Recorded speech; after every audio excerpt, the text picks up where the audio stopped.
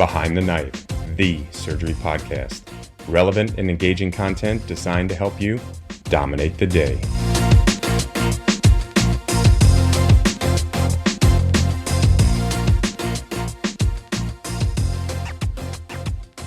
Thank you so much for listening to Behind the Knife. This is Patrick Georgioff. I want you to imagine this. It's 2 a.m. and you're rushing a hypotensive trauma patient to the operating room for exploration.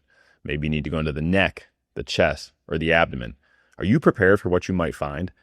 Trauma educational resources are extremely limited, and that's why we created the Trauma Surgery Video Atlas. 24 challenging scenarios with high-yield text, beautiful illustrations, and stunning professional-grade video that walks you through the approach and management of devastating injuries in a step-by-step fashion. Check out the link in the show notes for more. There are group discounts available as well. Now, enjoy the episode and dominate the day. Hey everyone, and welcome to another episode of Behind the Knife. Today we are joined by our Behind the Knife fellows, and we'll be discussing what we wish we knew before our intern year started. Everything from the mistakes that humbled us to the lessons we learned from them and the surprising ways we grew. Whether you're gearing up for your first day as an intern, deep into the trenches of your first year, or looking back at those chaotic early days as a senior or an attending, this episode has something for you. We're joined by the fellows who've been through it all and are shameless enough to share their most cringeworthy intern moments and the lessons that stuck with them. Why don't we introduce everyone? I'm Elizabeth. I'm a resident at the University of Nebraska and a Behind the Knife fellow. Excited to be here today. I'll go next. I'm Nina. I am a Gen Surg resident at the University of Washington and former BTK surgical education fellow who's just continued to hang around. Also excited to be here. Ayman, I'm a PGY by 3. I almost said 4 for no reason, but I'm a PGY 3 at Duke and current Behind the Knife fellow. You're just trying to get further and further away from your intern year, Ayman. It's true. We said intern and I'm so traumatized already that I can't even remember who I am. Hey everybody, my name is Michelle Abella. I'm a general surgery resident at UNC. Also happy to be here. And hey guys, I'm Emma Burke. I'm a general surgery resident at Baylor College of Medicine and a current BTK fellow. Also happy to be here. All right, Nina, we can start with you. What was your biggest misconception about intern year? So as with medical school, I felt like I got told a lot that I would just be like barely getting by, kind of treading water for the whole year, totally overwhelmed, not able to do really anything except for be an intern, work, and study. And I really found that once I figured out my workflow, there are so many ways to get involved, help with the fun parts of surgery, most of the cases, and continue to like have a life outside of the hospital. It requires a lot of discipline. You definitely have to be intentional with your time and set aside specific time to do things like study, prep for cases, prep for clinic. But there are little things that you can do throughout the year that really helped me get into my flow, feel like I kind of had my feet under me, and then get to those more fun parts of the job. So I would get in early. I would get my notes drafted. I would make the electronic medical record work for me and not the other way around. So like leveraging things like dot phrases so that my notes were really quick in the morning. But it's all possible, and you actually can do it and have a fun intern year. Also, I think something that I learned more as a senior and now appreciate a lot more as a senior resident than I ever did as an intern, but taking a little bit of extra time to communicate with folks that you're working alongside pays so many dividends in the long term. So what this looks like for me now is like I will epic chat the nurse that I just ordered a CAT scan or labs or made the patient NPO so that they're not trying to catch up with my orders. And I'll even explain sometimes what we're specifically thinking about or worried about. It's spared me many, many pages, I think, later in the day, asking clarifying questions or like wondering what is going on. When you feel like the nurse is like on your side and they are helping you execute the plan for that patient, as opposed to just like putting the orders in, running it off and doing something else, which I did admittedly a ton as an intern. And I think having those conversations really helps you feel like you're on the same page as the rest of the care team taking care of your patients. I totally agree. I feel like a little extra communication in a text really does help smooth over things in the future for you. Yeah, I mean, I totally agree with Nina. I actually do the same thing Nina does. I epic chat all the nurses the plan for the day, and it has saved me so much time. But for me, I didn't realize how much responsibility you have as an intern on day one. But to be honest, you kind of adjust to that pretty quickly. I think the more intimidating misconception and what I think everyone thinks about before intern year is their personal life. And I really thought I would be miserable, and I kind of braced myself for that. I was like coming in like, this is going to be tough and you're going to be like horribly upset. But in reality, intern year turned out to be probably the most rewarding and honestly fun time of my life at that time. You're going to be tired and there's so many lows, but you meet so many people and patients, and you really do feel like every day you're making a difference and you're helping people, and it is worth it. It's a lot different than being a medical student, and in my opinion, so much better. And this isn't really a misconception, but you get really close to people. Sometimes these things are really hectic and crazy, and we don't go through events, I think, that other people do outside of medicine, and especially not surgery. So you get close to everyone, including nursing, and you rely on everyone. Really is a team sport, and I don't think you fully appreciate that until day one as an intern when you're trying to figure out how to order, red blood cell count, right? So Yeah, you never know who's going to be the person who's going to have that answer to the really dumb question that you have. Sometimes it's just the person who's in the room. It's the nurse on the floor can help you out. Like, how does this order come through for you? That really does help. Emma, what was your biggest misconception of intern year? Kind of like Nina and Ayman, I had heard I was not going to get to do anything outside of the hospital. I think one of our older attendings said, like, intern year, you just give yourself up to your residency program. Like, you should just expect that your life belongs to the residency. But that was so not true. It was the first time in my life I had made a paycheck other than like coaching swim team or like working at the master's pro shop for a week every year in school. And so I think I did a lot more living outside of work than I ever expected to, like going out on the weekends with my husband or my friends. My biggest recommendation, I did schedule a week of vacation at the end of our worst rotation of intern year. And CVICU, I was on a tough string of nights. I went to Disney for a week. It was fantastic. Fun. Yeah. So definitely live outside of work. I think I was afraid I was not going to get to do those things. I was always going to be sleeping or eating if I wasn't in the hospital, but that is so not true. And agreed with Ayman, make friends with those nurses. The Bentab SICU nurses saved my life more times than I can count, whether I was actually in the ICU or not. Or sometimes it's just the pharmacist who's going to tell you that you're not actually going to send your patient into liver failure from the Tylenol that you're ordering. Having pharmacy's number in your back pocket is critical. And they probably will have yours to like fix your 5 times the recommended dose of Dilaudid that you just ordered for your patient. Michelle, anything for common misconceptions? I don't feel like I really knew what to expect going in as an intern. Honestly, nobody in my family's in medicine. And like, I agree with what Nina said. You're told that you're going to start treading water, but I had never experienced that until working. Medical school is a lot less emotionally intense. Like, you're talking to people constantly, and I know how exhausting that was going to be. But I think it's really important. Like, you find your group of friends, you really bond with people intern year. And I think that really helps to get through it. And I think that's something that people should keep in mind when they pick residency programs. So now that we're all warmed up here, let's get into some of the nitty gritty of the embarrassing things we have or have heard of or witnessed other people do as interns. Full disclosure, everybody makes mistakes. Oh, wait, who sang that song? Everyone makes mistakes. Everyone has those days. The Hannah Montana might be. Oh, Hannah Montana. Oh, yeah. It is Hannah Montana. Yeah, it's phenomenal. In the words of Hannah Montana, everyone makes mistakes. Everyone has those days. And so did we intern year, and likely so will you intern year. So we're going to tell you some of our funny, embarrassing moments, and maybe this will remind you of some of the ones that you have had in the past or will have in the future. Ayman, kick us off your story. Yeah, I can start on it. I'll say that anything I bring up, I'm sure that my Chiefs have way worse stories.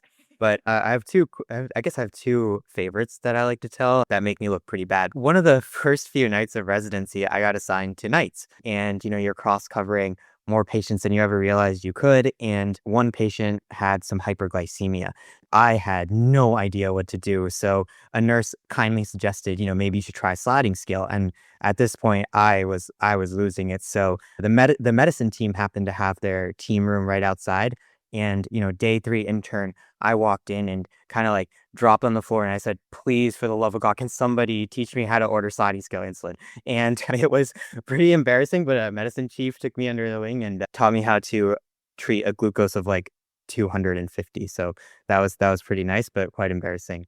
Another one is the first day of residency. I was on vascular and it was a really late night and I had a patient who needed a very, very urgent CT scan for an acute limb ischemia picture. And the fellow said, you need to get this patient a CT scanner yesterday. So transport, unfortunately, said about an hour, and I was truly scared for my life. So I decided I would transport the patient myself.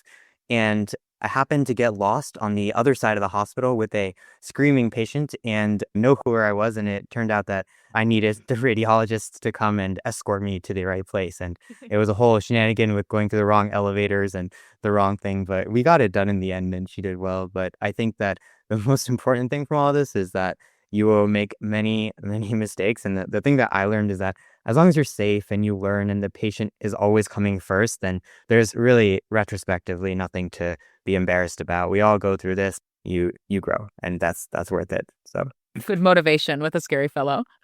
exactly. I do think that you make a really important point. The knowing when to ask for help as an intern is crucial, and there's always somebody you can ask. I mean, if it's for the safety of the patient and you're risking getting yelled at, it's always going to be worth it in the end to just ask the dumb question, even if you think it's dumb. And medicine was very helpful to me. Yes. I don't know about you guys. I would walk by a medicine hospitalist and I would say, finally, a lifeline. And I would just, and they were always so great. So being able to ask for help was huge. Emma, what do you got for us? I started off my intern year in the CT surgery service. I'd never seen a heart before, was, freaking out in the OR every day.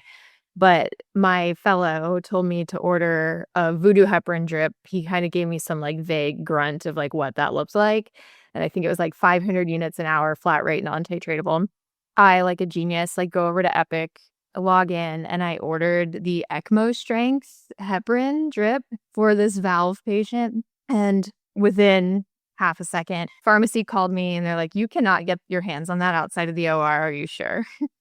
And I was like, "No, you're right. I don't know what I'm doing." And that was the last time I ever ordered anything that I didn't know how to order without calling pharmacy. I call pharmacy all the time. Still, when I moonlight now on research time, I'm calling them because I forget how to order things, not seeing patients every day. So my biggest piece of advice is find those people that are helpful, the medicine residents, the pharmacist, the dietitian to help you order TPN, and just reach out to your people the second you think you need them. Again, another win for pharmacy right there. Michelle, what's the most embarrassing thing you did as an intern? So my embarrassing story, I was on our thoracic shorty rotation and, a lot of chest tube patients. We had one patient with a clogged chest tube that we were injecting TPA into the tubing to try to dissolve the clot and like make it functional so we didn't have to, put another chest tube in or do a procedure. So it was my first time doing it without like somebody showing me, and I used like the blunt tip needle to try to inject the TPA and it wasn't going in for whatever reason. So I pulled the needle out and I was like, all right, let me just like try again. Stuck the needle in a different place and the TPA or whatever was in the chest tube shot right back at me and like went in my eye. I had to go to occupational health. It was they had to draw a lab from the patient. It was a whole ordeal.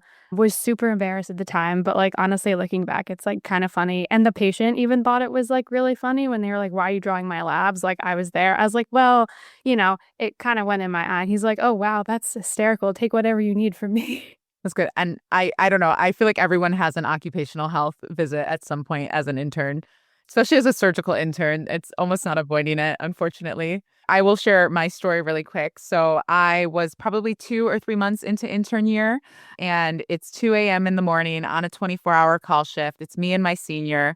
We got a page that this patient's midline incision looked infected, and we needed to go up to pop some staples out of the bedside. And I'm walking up with my senior, and he is pontificating, as seniors typically do, telling a story about how, as a junior resident, you get to a point where, you kind of just have to figure out some stuff for yourself. Sometimes you can't always ask, and maybe this was a reflection of me asking too many questions, and sometimes you got to figure things out, okay? So we get up to this patient's room. He goes, "The suction tubing doesn't fit. We're going to need new suction tubing." He tells the nurse that, and then we're kind of getting everything ready to pop these staples out of this patient's midline incision. I look at the suction tubing and I go, "That reaches. What is he crazy man? That reaches just fine. I'm going to take his word of advice and we're going to fix this problem right here and now." We get the midline incision open, tons of pus. Most pus I think I have seen to this date coming out of this midline incision. We got 4x4s, we got the suction tubing, everything is set up. We get the patient all nice and cleaned up and ready to go. And he turns to me and he goes, "So how much like pus came out of there? That was a lot." And I go and I look at the wall and I see a clean, pristine suction canister. And I go, "I don't know, it's in the wall." And it was at that moment I knew that I had truly, truly messed up. I hand over my mouth in stunned silence. He goes, "What?" I go, I hooked the suction tubing directly up to the wall. That is like I had to tell the nurse, I had to call the maintenance people, and it was very, very much like dog with their tail between their legs to be like, so I'm so, so sorry. I don't know what to do about this, but there is pus in the wall of this room. The house vac at my hospital is still okay, and there was no suction mishaps in the future, so that's good. And now I know how to hook up suction tubing. 10 out of 10. We learned. That does kind of remind me as an intern, I think like day 3, I was trying to take out a staple once and fired it the wrong way. And I don't know if anyone else has done this as an intern, but I had to unfortunately put some Lastine on a patient's midline to get out a staple from firing it the wrong direction. So no pus in the wall for me yet. There's still time. So those are the funny, embarrassing mistakes that make great stories today. But what are some of the mistakes that actually taught you something important? Yeah, I mean, I guess I can start. Even that little stapler thing, firing the staple remover the wrong direction and putting it into the patient. I mean, that teaches you so much. Unfortunately, I think anytime that you make a mistake that has any potential to hurt someone, even if it's like ordering maintenance fluids on the wrong patient, right? It's anything like that, and people will always do it. It doesn't matter how good you are, but it always reminds me that you need to pay attention to the details, and these are people that you're working with.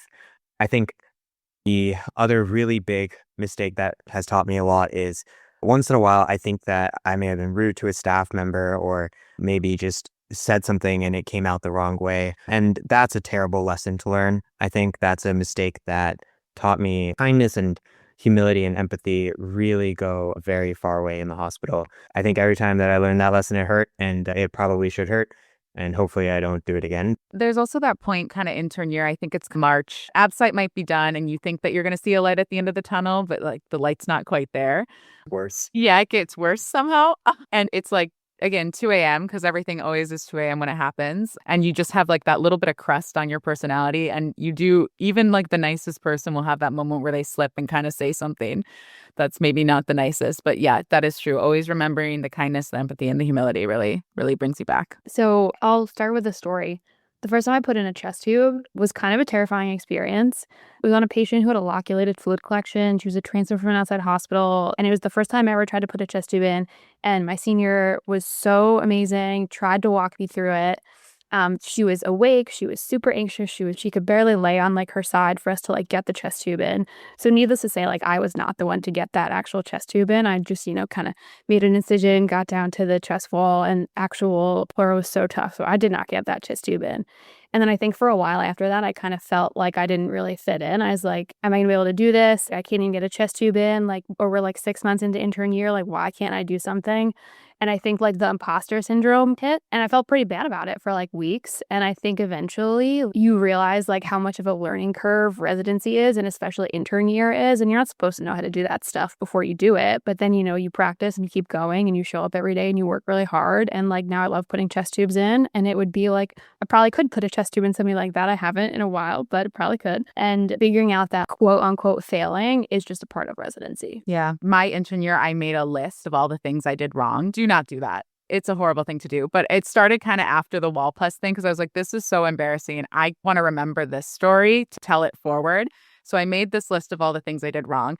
And it was a little bit funny, but also like a little bit horrible on my self-esteem, as you can imagine. And I had one of my seniors be like, okay, if you're going to have a list of all the things you did wrong, you also have to have a list of all the things you did right. So do remember that although these mistakes seem so embarrassing and so big, you are doing right things every single day. And every day there are more correct things that you can do. And you don't even notice your growth throughout the days, the months, and then eventually the years. That's true. I feel like every single second, honestly, we're just doing stuff right. And it's because that's the expectation. And there's like, not supposed to be room for error. It doesn't get registered by us or anybody, but that's so true. In surgery, especially, there's so much, everything that we do, anything procedure based has some potential to be not perfect, right? The first time you close skin or anything, and we just think about it constantly. And so that's a good point that we do a lot of things right, but especially in our field, it can be quite brutal to think about all the things you do wrong.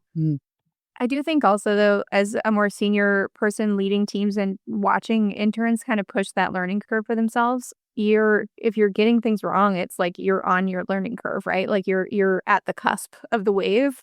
So if you're just riding and you're doing things that you 100% know how to do, then you're not doing the job, which is to learn and push yourself and get better every day. I do think that the times that I've screwed up something stupid, that's how I avoid spiraling like 80% of the time, I would say, is by just saying that means that I was doing something that I've never done before, which is most of your intern year. And you have to kind of get comfortable with that because otherwise you don't grow. So the whole point is to go and figure out where your pain points are. Yeah, to make mistakes is definitely to learn and then to grow. Unfortunately. Yeah.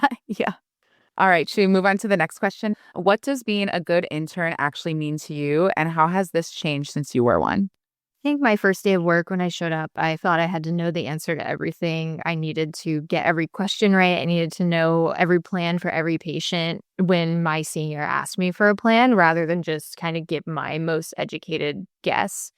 But when we're PGY2s, we manage interns in the ICU and then also overnight at our pediatric hospital. And what I realized when I was managing the interns is the best interns are the ones who really want to make the team look good. They're circling back when you say you wanted to order 10 labs on somebody, they're making sure you ordered all 10, or they're getting that note done that you don't have time to do because you're scrubbed or you're seeing another consult. And I think it's those people who are real team players and want to make the entire team look good. Because honestly, when the whole team looks good, then like that all the attendings are going to think well upon all of you that are on the team. So being a team player and just not being afraid to double check everything and get those small tasks done so that the team can function at the highest level. That's also how you get into the OR more when your senior is happy, because then you have more time. Surgery is a team sport. 100%. Nina, you want to go next? Yeah, I second everything that Emma just said because I think those are all super key points, and they make it more fun to be on that team when it's firing on all cylinders and everyone's helping each other out. It's just a better vibe on the team when everyone's working together. I think the best interns are the ones that I can really trust to execute and the ones where I can see their wheels spinning on a day-to-day basis. I definitely don't expect interns to like know every answer to every clinical question. Like that's not your job. That's not where you're at on your curve of accomplishment in clinical medicine. But when somebody can reliably tell me the data that they need to know, when they can bump things up with a plan attached to it, even if it's not the right plan, I don't care. Mm-hmm. And then if I can see them execute on plans that we just develop together efficiently, then that spares me so much anxiety and work throughout a day-to-day basis on a team. I really think that at this point in your medical career, when you're starting your intern year, you are a doctor. You are not a baby. I know we talk about baby doctors all the time, but it drives me nuts because I really think that you are a smart, capable, efficient person who has gotten this far.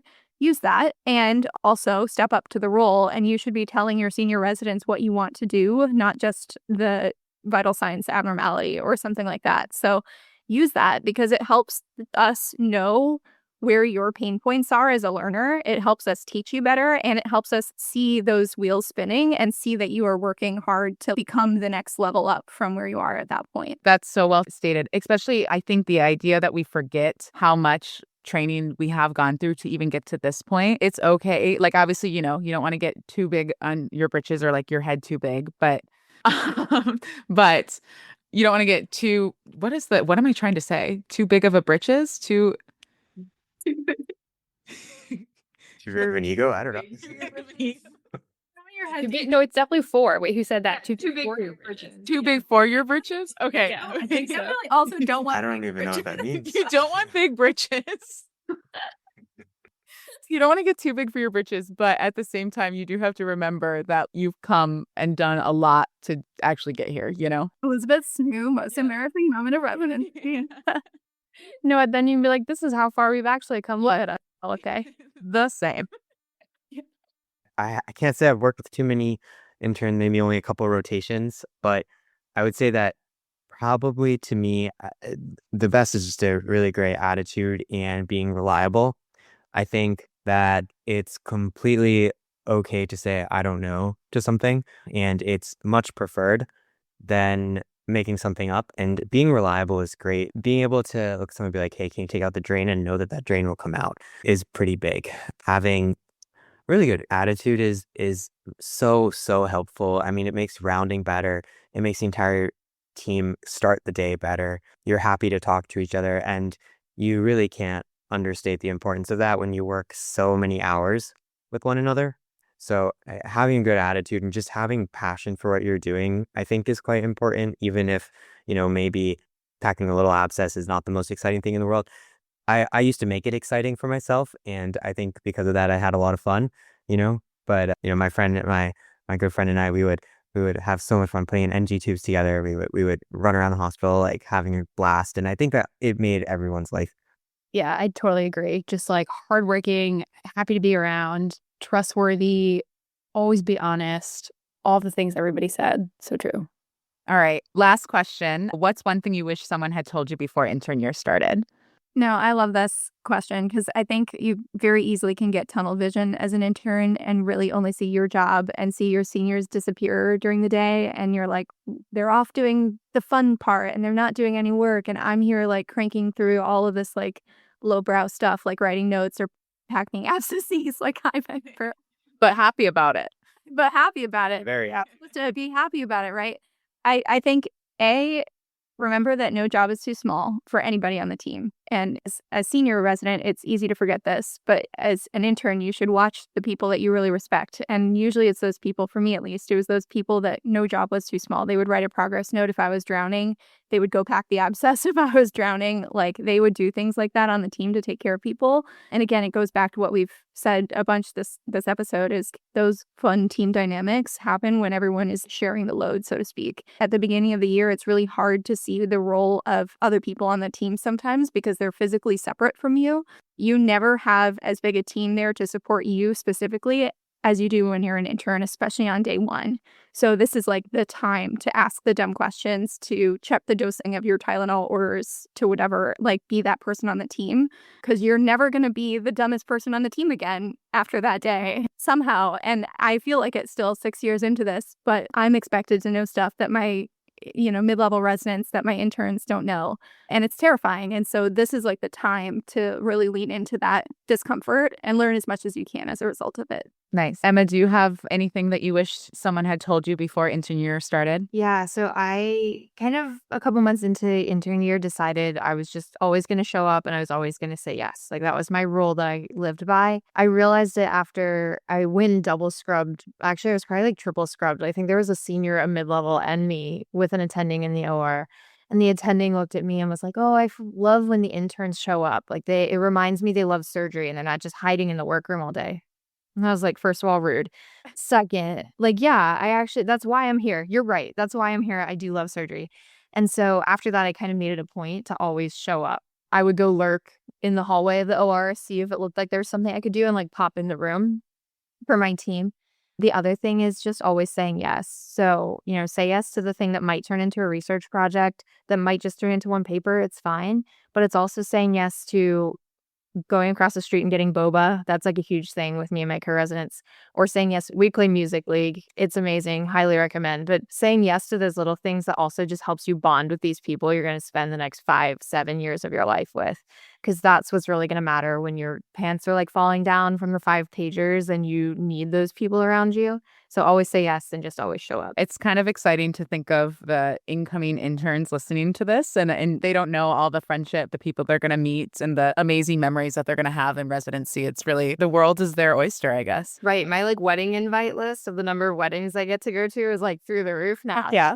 You Okay. Any other final points, guys? I think just that it's gonna be more fun than you think, as it really is, and it's totally fine to be nervous, but it really is a great time. Yeah, and I guess the only other thing I would say is just make sure that you take care of yourself. People focus a lot on the residency aspect of everything, and it is quite intense, but just make sure that you take a couple minutes for yourself every day, because it seems trivial a few minutes, but sometimes that's all you have, and to make a conscious effort to do so is quite helpful. In Harborview, there's they call it the Sky Bridge that's between the two main hospital buildings, and you get this really dope view of Mount Rainier in the mornings. And like, I would make a point to walk up to the 7th floor and just stop and have like a very quiet, sad moment to myself sometimes at 4:30 in the morning with the sun coming up over Rainier, and just like sit there for 30 seconds and then go on with your day. It can be like game changing in the middle of the doldrums of intern year when you're just feeling like you're underwater the whole time. So find little moments, even like 30 seconds. Just yeah. have a beat for yourself. Remind yourself that it is intern year is temporary and the days are long, but the years are short, which I know is a cliche that everybody says 9 million times, but it really is true. The years go by quick, but the days maybe a little grueling and dragging sometimes. Can't stop the clock. Can't stop the clock. And with that, we will be stopping the clock soon. So thank you for joining us for this Behind the Knife episode. And thank you to our Behind the Knife fellows for being vulnerable and sharing some of their wise words of wisdom, as well as their embarrassing moments of intern year. Remember, intern year is messy, humbling, and full of moments that feel like the end of the world until they really don't. We hope this episode reminded you that everyone, even those surgeons you look up to, had to start somewhere, make mistakes, and learn how to keep going. If you're headed into intern year, you've got this. And if you're further along, maybe this was a good reminder of how far you've come. And as always, thank you for listening. And don't forget to dominate the day. Be sure to check out our website at www.behindtheknife.org. Download our free app available for Apple, iOS, and Android. Simply search for Behind the Knife in the App Store or Google Play to download the app. In the app, you can listen to our episodes, watch high-yield videos, and even access our premium content, including our oral board reviews and trauma video atlas. You can also follow us on Twitter at Behind the Knife and on Instagram at Behind the Knife Podcast. If you like what you hear, please be sure to leave us a review. Content produced by Behind the Knife is intended for health professionals and is for educational purposes only. We do not diagnose, treat, or offer patient-specific advice. Thank you for listening. We appreciate your support. Until next time, dominate the day.